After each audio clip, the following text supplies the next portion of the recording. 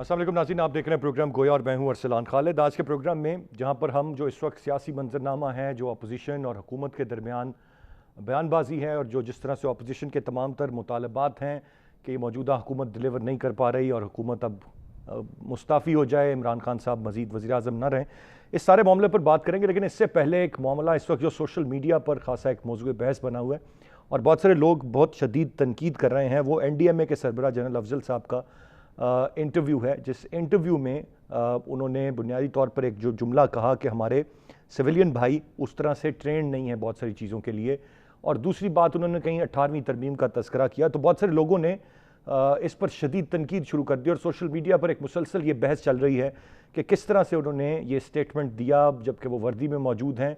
And not to forget कि NDMA बेतहाशा काम कर रहा है। NDMA में 40% फ़ौजी अफसरान मौजूद हैं, जिसका तस्करा जनरल अफजल साहब ने किया भी, और उनका ये कहना था कि उनकी मौजूदगी की वजह से बहुत सारी चीज़ें और काम आसान भी हुआ।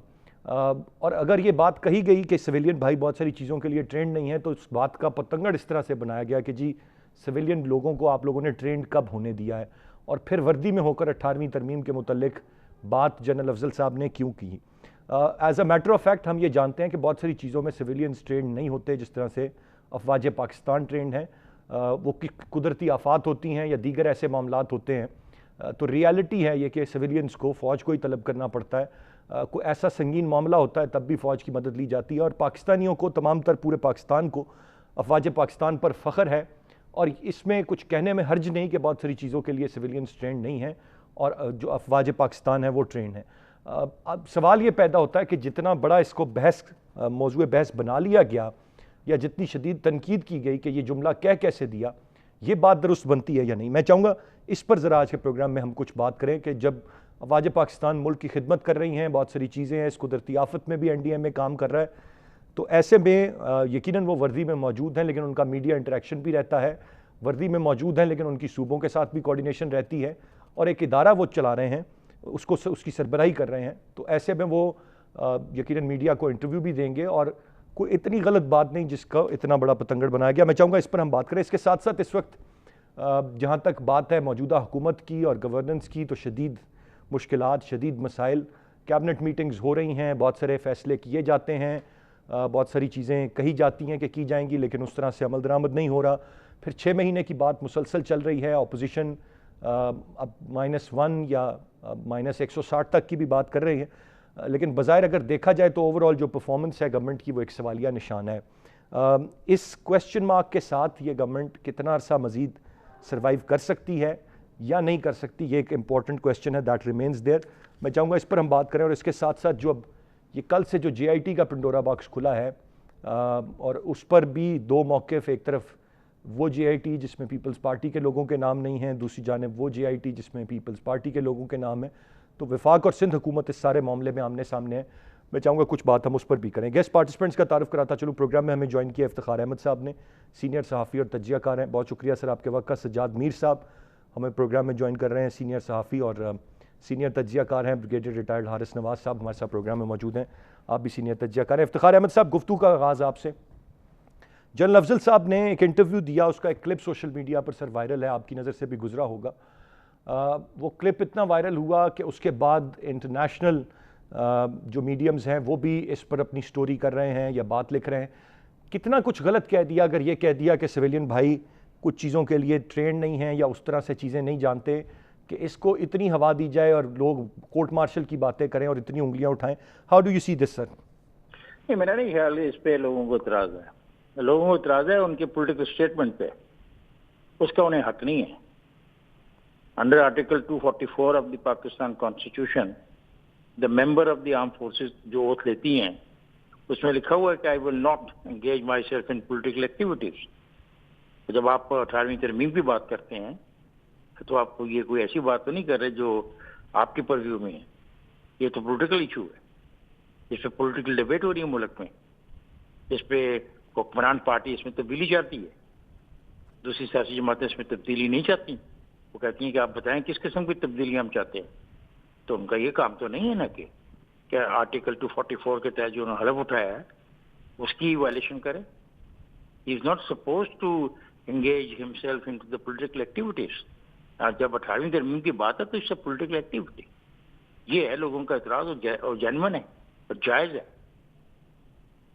सही, लेकिन ये सिचुएशन कितनी मुख्तलिफ हो जाती है कि वो आर्मी, वो फौजी भी हैं, वर्दी में भी हैं, but as a matter of fact एक ऐसे इदारे की सरबराही कर रहे हैं जिसमें सिर्फ 40% फौजी हैं, बाकी सिविलियन हैं, और उसमें उनकी कोऑर्डिनेशन भी है सूबों के साथ और सूबाई हुकूमतों के साथ जो कि पॉलिटिकल गवर्नमेंट्स हैं, और उसका तज़किरा करते हुए वो ये बात करते हैं। तो सिचुएशन थोड़ी सी मुख्तलिफ नहीं इस मामले में हो जाती? कुछ बेनिफिट ऑफ डाउट दिया जा सकता है या नहीं? फिर भी ये बात कतई नहीं उन्हें कहनी चाहिए थी। No benefit of doubt.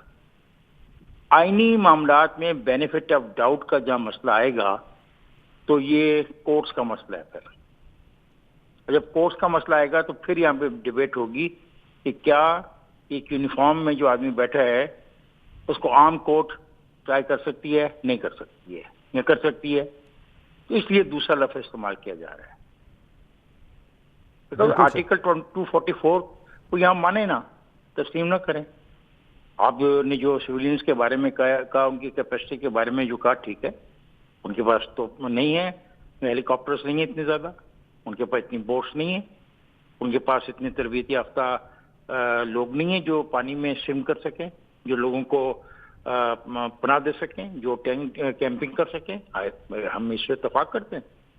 लेकिन ये बात जो है 18वीं तरमीम वाली, ये उनके परव्यू में नहीं है। It is not in his purview. जो उसके परव्यू में है वो काम करे। एंड जहाँ तक उसका तल्लुक है उसके second part of the story का कि सिविलियन नहीं इस हद तक तैयार, वो ठीक है, वो सही कहते हैं। बिल्कुल सही। सज्जाद मीर साहब, आपसे जानना चाहूँगा सर, आपकी क्या राय होगी इस क्लिप पर, और फिर जितना रिएक्शन बहुत सारे लोगों की जानिब से सामने आ रहा है, इत्तेफाक करेंगे आप इफ्तिखार अहमद साहब की बात से कि ये दुरुस्त है या ये ज़्यादा है, जितना रिएक्शन होना चाहिए था उससे ज़्यादा रिएक्ट कर रही है वहाँ? असल में ये हसास मामला है, सिविल मिलिट्री ताल्लुकात मामला बहुत हसास है, और ख़ास तौर पर जबकि फ़ौज इक़्तिदार पे कब्जा कर चुकी है और एक लंबा अरसा इक़्तिदार में रही है। हमारे लिए बहुत सेंसिटिव आती है कि अगर किसी फौजी के मुंह से ऐसी बात निकले जो कि लगती हो कि वो सिविल मामला पर दखल है, तो हम बड़ा दिल दुखता है उसका और हमें डर लगता है। पत्ता भी खटके तो हमें लगता है पता नहीं तूफान आने वाला है, और होता भी है ऐसा कभी कभी। लेकिन जहाँ तक ताल्लुक है, वो कहते हैं जी सर सिविलियन इन मामला से वाकिफ नहीं है, बहुत से मामला से। अच्छा ठीक है, नहीं वाकिफ है तो बहुत से मामला से आप भी वाकिफ नहीं है। मसलन आप सियासत से वाकिफ, फौज बार बार सियासत से वाकिफ नहीं है। नतीजा क्या होता है? नतीजा यही है जो आपने ये बात कर दी, बड़ी सादगी में की होगी, मासूमियत में की होगी, और यकीनन आपका कोई ऐसा पता नहीं होगा कि आप चाहते होंगे कोई इक़्तिदार पे कब्जा कर। अगर आपकी पोस्ट ऐसी कि आप ये नहीं चाहते, लेकिन आपने जब ये बात कही होगी तो इस बात का सबूत है कि आपको एहसास नहीं है कि आप कह रहे हैं। ये कहना कि 18वीं तरमीम के बारे में कमेंट कहना या कुछ कहना, आप ये कह सकते थे कि जो मामला आज हैं हम उसकी लिमिटेशन के अंदर रहकर काम कर सकते हैं। लेकिन इसके साथ ही मैं ये कहता हूँ कि हमने अगर रिएक्ट किया है, ओवर रिएक्ट कह लीजिए, तो सिर्फ इसलिए किया होगा कि हमें माजी के हमने जो कहते हैं दूध का जला छाछ को भी फूक पे पीता है, तो वही सूरत हमारे साथ है, क्योंकि मामला ऐसा हो चुका है। और आज भी हमें बहुत से डाउट्स हैं कि हमारे बहुत से मामला इंडिपेंडेंट नहीं होते। हम अदालतों के फैसलों को, एग्जीक्यूटिव के फैसलों को, अपने तमाम अदारों के फैसलों को, पार्लियामेंट के फैसलों को, जब पार्लियामेंट वोट देती है और चेयरमैन का इलेक्शन के बारे में गड़बड़, तो वो समझती है कि इसको दखल दिया गया, और दखल देने का मामला वो नाम लगाती है फौज का। इसलिए सेंसिटिव हुए हैं, वरना शायद इतनी बात ना होती, इतना कहा जाता कि भाई आप ये मामला पे डिस्कस ना करें, ये आपका प्रीव्यू नहीं है, ये आपका मामला नहीं है, आपका कहना नहीं है। आप कहना फौज बार सिविलियन बार मामला में ट्रेन नहीं होते। हाँ भाई, बंदूक चलाने में ट्रेन नहीं है, और जब सिविलियन बंदूक उठाते हैं तो ये उनका मैंडेट नहीं होता। हम उसे ये जो लोग जो नॉन स्टेट एक्टर्स होते हैं, हम उनको कंडेम करते हैं। क्यों करते हैं? हम जत्थे बनाने के और इंडिपेंडेंट लश्कर बनाने के क्यों खिलाफ होते हैं? क्योंकि ये उनका मैंडेट नहीं है। इस तरह बहुत सी चीजें हैं, जब कोई तूफान, आफत, बीमारी आती है तो दुनिया भर में फौज को इस्तेमाल किया जाता है, कोई ऐसी बात नहीं है। पाकिस्तान में जरा सेंसिटिव मामला ये हो जाता है कि जब फौज नाले साफ करने के लिए, एक बार मुझे याद है फौज आई थी, पंजाब ने बुला ली थी, लोगों ने कहा था कि आप क्या मार्शल को दावत दे रहे हैं। हालांकि नहीं भाई, ये होता चीन में तो फौज सारे वो काम करती है जो हमारे यहाँ वो सिविलियन करते हैं, यानी इंजीनियरिंग का काम वो करते हैं, खुदा हर चीज वो अपनी फौज को आराम से बैठने नहीं देते, सिर्फ परेड नहीं कराते, दशत में बंदूक चलाने की तैयारी नहीं कराते, बल्कि उनको नेशनल कंस्ट्रक्शन के मामला में मसरूफ रखते हैं। तो इसलिए कोई ऐसी बात नहीं है, मसला सिर्फ ये है कि हमारे पर्सपेक्टिव में, हमारे तनाजुर में इसमें चूंकि कुछ साफ मामला आते हैं, वही मैं कहता हूँ कि दूध का जला छाछ को भी फूंक फूंक कर पीने लगता है, तो इसलिए हम शायद कुछ थोड़ा सा रिएक्ट कर जाते हैं, और कोई बात नहीं। बिल्कुल सही। ब्रिगेड साहब, sir your take on the matter, आप किस तरह से देखेंगे इस बात को? और जो दो मौजूद मेहमानों की राय है वो बिल्कुल दुरुस्त है कि जहां सिविलियन और फौज की बात करते हैं या कोई डिफेंस की बात करते हैं वो तो अंडरस्टैंडेबल है, लेकिन आप सियासी बयान किस तरह से दे सकते हैं? देखिए अरसलान, बात यह है कि जब फौज को खुद बुलाते हैं कई कामों के लिए, चाहे वो नेशनल डिजास्टर्स हों, अर्थक्वेक हो जाता है, फ्लड आ जाते हैं, एंड जो एनडीएमए ने इस दफ़ा काम किया है ना, nobody can imagine, particularly sitting outside you can not imagine कितना वो पैसा बचा के और दुनिया से अपने जहाज भेज के जैसे जिस तरीके से किया गया है, इसकी तो कोई तारीफ करता नहीं है। Second, General Afzal is an excellent officer of Pakistan Army.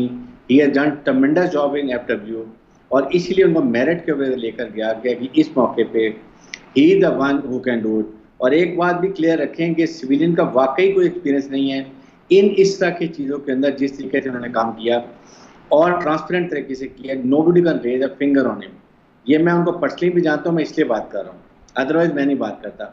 रहा अटेनमेंट की, अगर स्पर ऑफ द वे उन्होंने बात कर दिया तो इसका ये मतलब नहीं ही is not a chief army staff, he is not in ISI, he is not involve in politics, he is very clear. अगर कहीं पर्सनल न्यूज पर अब ये नहीं करना चाहिए था, अगर कर दिए इसका ये मतलब नहीं है कि पूरे सोशल मीडिया जो PMLN का है वो लेके बैठ जाए और उनको एक किरदार कुछ ही शुरू कर दे। ये बातें इंडिया में देखे ना, कभी कोई बात करता है फौज के बारे में, लेकिन ये आपको कैसे पता है कि वो PMLN का सोशल मीडिया है जो सिर्फ तनकीद कर रहा है? तो तमाम तर लोग नहीं सकता। PMLN are deadly against army, we know it कि अभी वो क्या किस तरीके से लगे हुए हैं और कहाँ से उनको शिकायत है, वो और बात है। देखें इस वक्त की इन्वायरमेंट के अंदर, जबकि आपका एक मैशत का बुरा हाल है, फिर कोविड के अंदर में प्रॉब्लम हुई हैं, इंडिया तैयार बैठा हुआ है इस मौके पे, और फिर फिफ्थ जनरेशन वॉर में इंडिया ने फुल अटैक किया। और ये सोशल मीडिया की जो एक प्रॉब्लम है ना, we must know it's a part of fifth generation war. चाहे वो चाइना की बात करते हैं, स्टॉक एक्सचेंज की बात करते हैं, चाहे एम्बेसी की बात करते हैं, सब व्यवहारों का किस तरीके से उन्होंने फुल थ्रोटल पे अटैक किया हुआ है। और नैरेटिव यही है कि फौज और अवाम को आपस में दूर कर दो, फौज को कमज़ोर कर दो और अपने नैरेटिव को सक्सीड कर लो। Pakistan army is only one जो इस नैरेटिव को डिफीट करे, इसको नहीं चलने दे रही। चाहे वो बलूचिस्तान का इशू हो, ये याद रखें पाकिस्तान की फौज स्ट्रांग है तो फेडरेशन ऑफ पाकिस्तान स्ट्रांग है, it's a symbol of federation फौज की ये। और जिस तरीके से इस पर अटैक किए जाए, वी ऑल नो इट, खास तौर पे इंडिया की तरफ से नरेंद्र मोदी जो एक बहुत बड़ा कसाई है, डेडली अगेंस्ट पाकिस्तान है। कश्मीर वो CPEC को क्या करना चाहता है, CPEC के लिए इंडिया को कौन प्रॉक्सी इस्तेमाल कर रहा है वो भी हमें पता है। इस मौके के ऊपर आई थिंक हमें ये चाहिए थोड़ा सा, अगर किसी चीज़ों की कौन से कोई चीफ आर्मी स्टाफ ने बात खुदा ना खास्ता कर दी 12 साल से, मैं आपको अल्फाज दे रहा हूँ, फौज कभी भी सिविल के मामले में नहीं आई गया, ये एक तहैया फौज ने किया हुआ है। और मिसाल अपने सामने 12 साल से है कि फौज ने कभी नहीं किया, इस चीज़ों में नहीं इन्वॉल्व हो रहे हैं। और ये NDMA इस वक्त बड़ा ही अच्छा काम कर रहे हैं और ट्रांसपेरेंसी के साथ एक चीज कोई रेज फिंगर नहीं कर सकता, जितनी मर्जी एफर्ट कर लें। ये मैं आपको बता रहा हूँ knowing the person very well.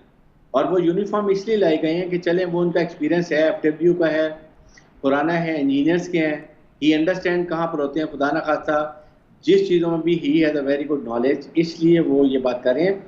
ये उनको बात नहीं करनी चाहिए थी, और अगर कर दी है तो मेरे ख्याल में ये छोटी इस बात को उस लेके आर्मी की तरफ नहीं जाना चाहिए। इंडिविजुअल एक्ट है, गलत हो गई। आई एम श्योर कि आर्मी ने, चीफ आर्मी स्टाफ ने जरूर उनको कोई बात कर ली होगी और वो हो गया होगा, उनकी पर्सनल ओपिनियन भी होती है एट टाइम। देखें ठीक है, मैं रिटायर्ड हूँ, मैं भी सिटीजन पाकिस्तान का, पाकिस्तान के बाद में मेरी भी वही सोच है जो हमारे भाइयों की, सारे पाकिस्तानियों की है। पाकिस्तान के लिए तो we are all very emotional, इसलिए इसमें कोई ऐसी बात नहीं होनी चाहिए। अदरवाइज कोई फौज, कोई ऐसी वो चीज़ नहीं है इसमें कोई इसका मैसेज कन्वे हो रहा हो। सोशल मीडिया पे आप पे अटैक हुआ फिफ्थ जनरेशन वॉर का, and we all, particularly हमारे जर्नलिस्ट और media, has to be very mindful of all this things. बिल्कुल सही, मैं बड़ी हद तक इत्तफाक करूंगा। और जो बात आपने कही यकीनन वो बात जिस पर हम सारे ही मुत्तफिक हैं कि 18वीं तरमीम पर उन्हें बात नहीं करनी चाहिए थी।